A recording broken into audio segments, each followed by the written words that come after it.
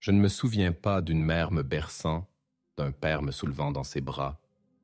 Ma première mémoire est celle d'un grand bâtiment gris, de lits alignés dans des dortoirs froids, de l'odeur de la soupe populaire et du savon désinfectant. L'orphelinat. C'était mon monde, mon seul horizon. Un monde de bruits diffus, de cris d'enfants, de rires forcés, mais surtout de silence lourd, de silence chargé de questions sans réponse. Qui suis-je?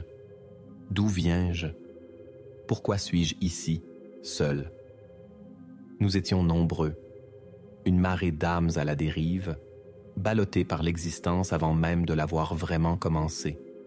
Nous partagions les mêmes chambres, les mêmes repas, les mêmes instituteurs au visage fatigué, mais chacun portait en soi un vide unique, une blessure secrète, l'absence irrévocable de ceux qui auraient dû nous aimer avant tout. Je regardais les autres enfants, certains repliés sur eux-mêmes, d'autres cherchant frénétiquement l'attention, d'autres encore adoptant une carapace de dureté. Moi, j'étais un observateur silencieux, perdu dans mes pensées. Le besoin de connaître mes parents était une faim constante, une douleur sourde au fond de mon être.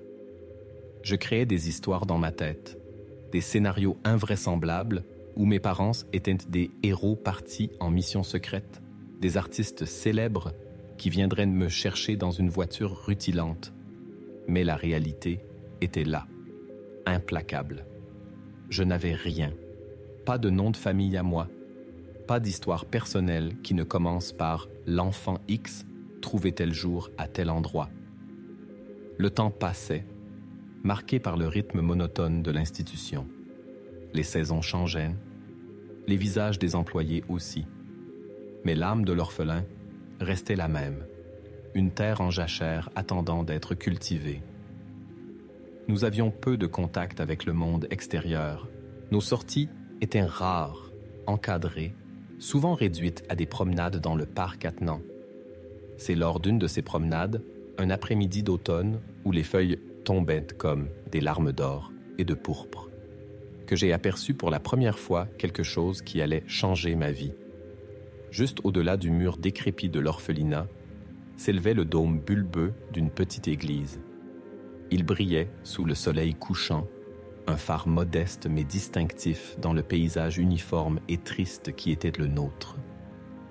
Je n'avais jamais vu de mes propres yeux quelque chose de tel.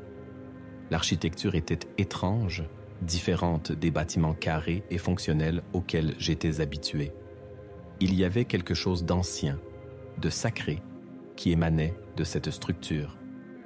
Les jours suivants, mes yeux revenaient sans cesse vers ce dôme. J'essayais de me rapprocher le plus possible du mur, de voir s'il y avait des signes de vie. Parfois, j'entendais des sons indistincts, comme des chants lointains, portés par le vent. Une curiosité profonde s'éveilla en moi. Que se passait-il là-bas? Qui vivait dans ce lieu? Un dimanche, par une permission exceptionnelle et motivée par une institutrice bienveillante qui pensait que la culture peut ouvrir l'esprit des enfants, un petit groupe d'entre nous fut emmené assister à un service. Je me souviens encore de l'instant où j'ai franchi le seuil. L'air intérieur était lourd, pas d'une lourdeur oppressante, mais d'une densité inattendue, mêlant l'odeur de l'encens et de la cire chaude. La lumière n'était pas vive, mais douce et tremblante, filtrant par de petites fenêtres et réfléchie par les innombrables bougies allumées devant les icônes. Les murs n'étaient pas nus ou peints d'une couleur fade, comme ceux de l'orphelinat. Ils étaient couverts d'icônes, du sol au plafond. Des visages peints, avec une intensité étrange, me regardaient. Leurs yeux semblaient suivre mes mouvements, non pas avec jugement, mais avec une compassion silencieuse. Il y avait le Christ Pantocrator, regardant à la fois sévèrement et avec un amour infini depuis le dôme. Il y avait la très sainte Mère de Dieu, tenant l'enfant avec une tendresse qui me serrait le cœur. Il y avait des saints des hommes et des femmes dont les histoires m'étaient inconnues, mais dont les visages témoignaient d'une paix et d'une force intérieure qui me fascinaient. Le son des chants me submergea. Ce n'était pas de la musique au sens où je l'entendais d'habitude à la radio ou à la télévision. C'étaient des voix humaines, graves et aiguës, s'unissant dans des mélodies anciennes, répétitives, méditatives. Les mots étaient en slavon, une langue que je ne comprenais pas, mais le sens semblait traverser les mots et toucher directement mon âme. C'était un chant de lamentation et d'espérance, de tristesse et de joie, de la terre s'élevant vers le ciel et du ciel descendant vers la terre. Je me tenais là, immobile, au milieu de la foule des fidèles qui se signaient, s'inclinaient, s'agenouillaient. Je ne savais pas quoi faire, mais je sentais que j'étais entré dans un autre monde, un monde où le temps semblait s'arrêter, où l'invisible devenait palpable. Ma solitude habituelle ne semblait plus aussi écrasante ici. Il y avait un sentiment de communauté, non pas une simple cohabitation comme à l'orphelinat, mais une unité plus profonde, basée sur quelque chose qui m'échappait encore. Un prêtre, aux longs cheveux gris et à la barbe blanche, vêtu de vêtements magnifiques et lumineux, sortit de derrière l'iconostase, cette cloison recouverte d'icônes qui séparait l'autel du reste de l'église.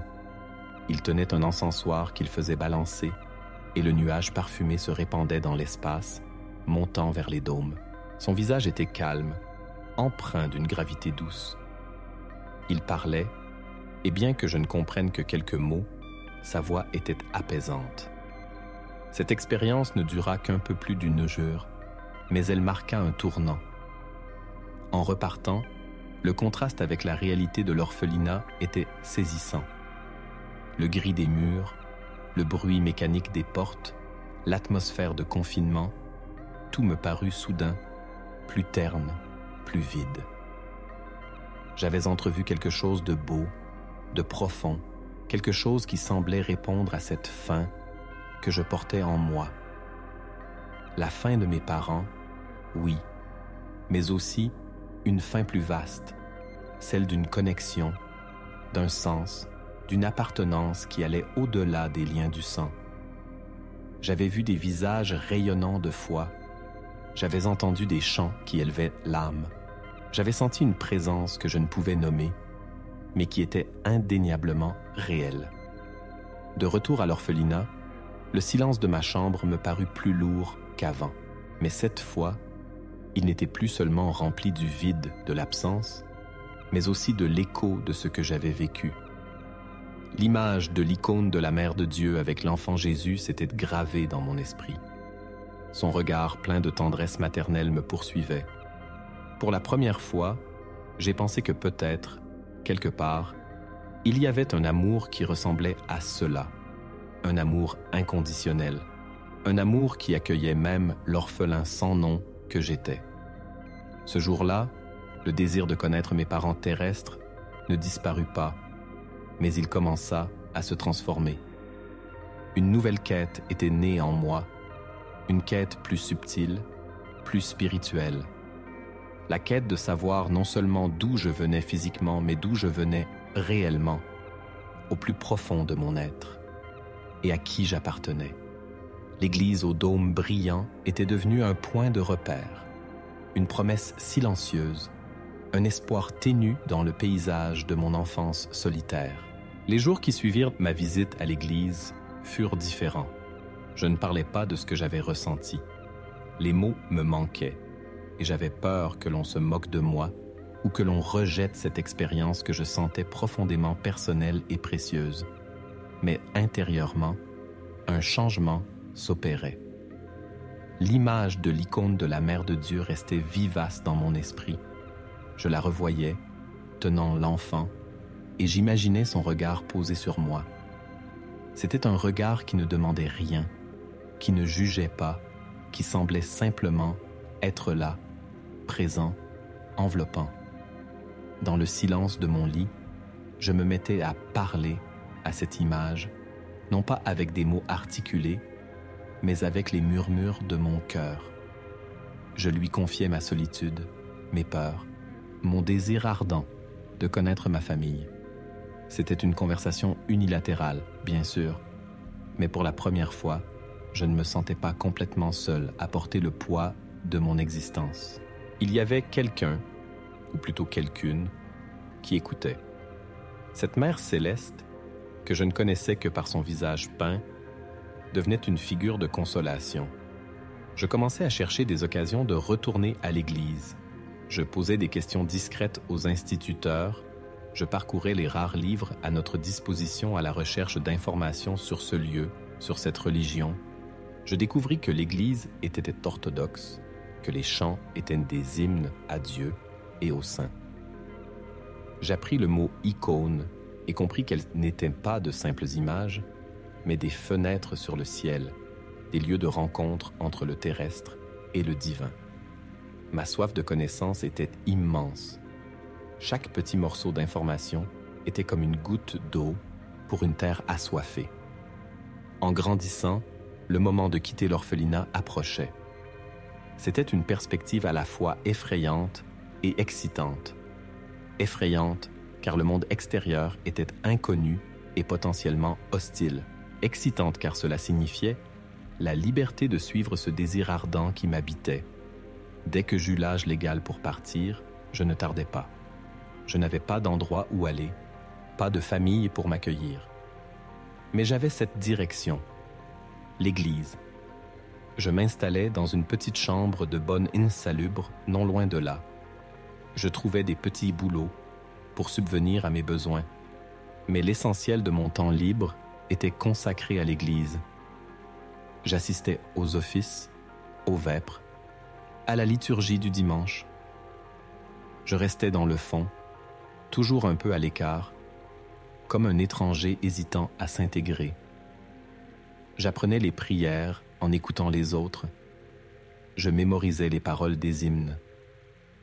La prière du cœur, Seigneur Jésus-Christ, Fils de Dieu, aie pitié de moi, pécheur, devint mon murmure intérieur constant, une ancre dans le chaos de mon début de vie adulte. Je remarquais que le prêtre aux cheveux blancs que j'avais vu la première fois était le recteur de l'église. On l'appelait Père Dimitri. Son visage dégageait une grande douceur et une sagesse tranquille. Après plusieurs semaines à simplement observer, j'osais m'approcher de lui après un office. Mon cœur battait la chamade. J'avais peur de le déranger, peur qu'il me rejette. Mais quand il tourna son regard vers moi, il y avait cette même compassion silencieuse que j'avais vue dans les yeux des icônes. Je lui racontais brièvement mon histoire, mon enfance à l'orphelinat, ma première visite à l'église, mon désir de comprendre. Il m'écouta attentivement, sans m'interrompre. Quand j'eus fini, il posa une main paternelle sur mon épaule. « Mon fils, dit-il d'une voix douce et grave, ton chemin vers cette sainte église n'est pas le fruit du hasard. Le Seigneur t'a appelé. » Il ne me posa pas de questions sur mes parents terrestres, pas tout de suite, du moins. Il semblait comprendre que ma recherche allait au-delà de cela. Il commença à m'instruire dans la foi orthodoxe. Il me parlait de Dieu, non pas comme d'une force lointaine et abstraite, mais comme d'un Père aimant, créateur de toutes choses, qui nous a fait à son image et à sa ressemblance. Il me parlait de Jésus-Christ, le Fils de Dieu, venu dans le monde pour nous sauver, pour nous réconcilier avec notre Père céleste. Il me parlait du Saint-Esprit, la présence vivifiante de Dieu en nous et dans le monde. Ces enseignements résonnaient au plus profond de moi. L'histoire de la création, de la chute de l'homme, du péché comme séparation d'avec Dieu, tout cela semblait décrire parfaitement mon propre sentiment d'être un orphelin, séparé de mon origine, perdu. Et l'incarnation, la crucifixion, la résurrection du Christ, c'était l'histoire d'une réunion possible, d'un retour à la maison. Le Père Dimitri devint mon père spirituel. Je me confessais à lui, lui ouvrant les recoins les plus sombres de mon âme, les peurs et les doutes accumulés depuis l'enfance. Il m'écoutait avec patience et amour, me donnant des pénitences qui étaient des actes de guérison. Prière, lecture, petits services à rendre.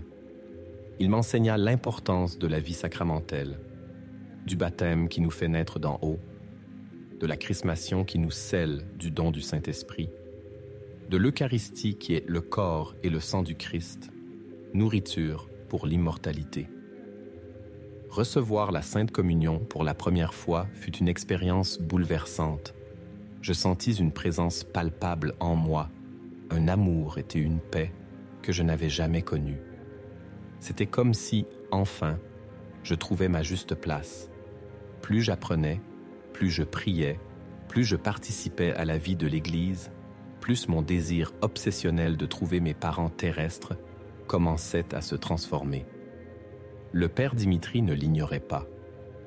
Un jour, alors que je lui parlais de cette douleur persistante, il me dit « Mon fils, tu cherches tes racines terrestres, et c'est naturel.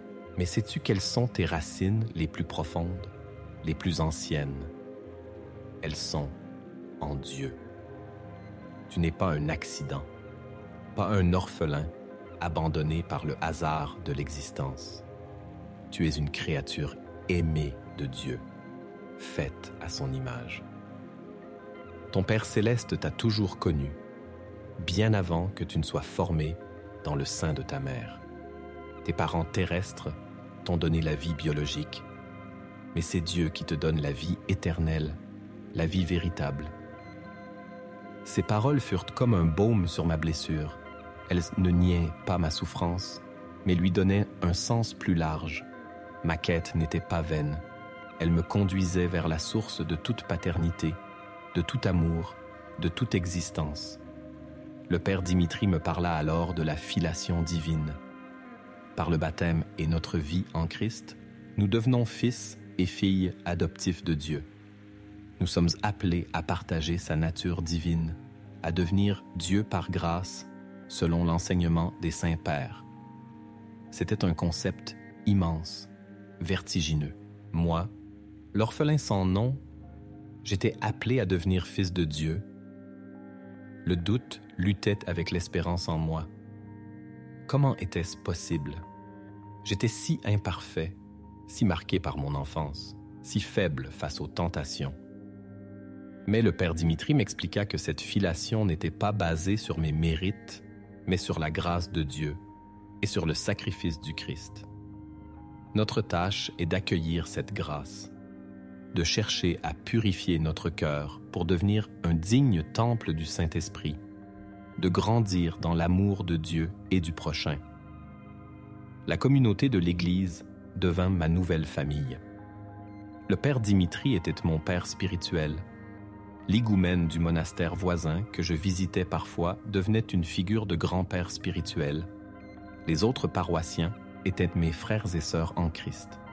J'apprenais à connaître leurs histoires, leurs luttes, leurs joies. Je me sentais enfin appartenir à quelque chose, à un corps vivant, pas à une institution froide.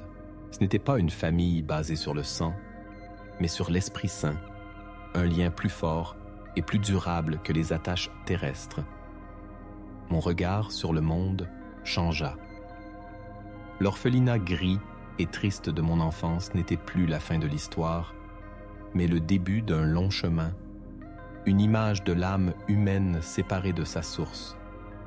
Les figures d'autorité qui m'avaient encadré n'étaient pas de simples surveillants, mais des instruments, parfois imparfaits, de la providence divine. Même la douleur de l'abandon prenait un sens nouveau. Elle m'avait poussé à chercher au-delà du visible, à me tourner vers celui qui ne nous abandonne jamais. Je continuais à travailler pour gagner ma vie, mais ma vraie vie se déroulait dans l'espace sacré de l'Église, dans la prière, dans la lecture des Écritures et des écrits des pères de l'Église, dans les conversations avec le Père Dimitri. Il m'initia aux profondeurs de la tradition orthodoxe, à la beauté de la liturgie, à la richesse de la spiritualité ascétique. Il m'apprit que la vie chrétienne est un combat, une lutte constante contre les passions qui nous éloignent de Dieu, une quête d'acquisition du Saint-Esprit. plus mon cœur se purifiait, plus je sentais la présence de mon vrai Père céleste. Ce n'était pas une idée abstraite, mais une réalité vécue. Dans les moments de prière profonde, dans la participation fervente à la liturgie, je sentais une connexion intime avec Dieu, un amour qui me comblait, qui donnait sens à tout mon passé.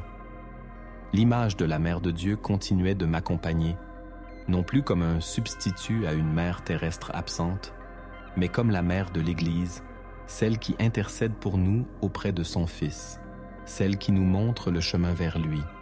Elle était la première et la plus parfaite des enfants de Dieu, un modèle pour ma propre quête de filiation divine.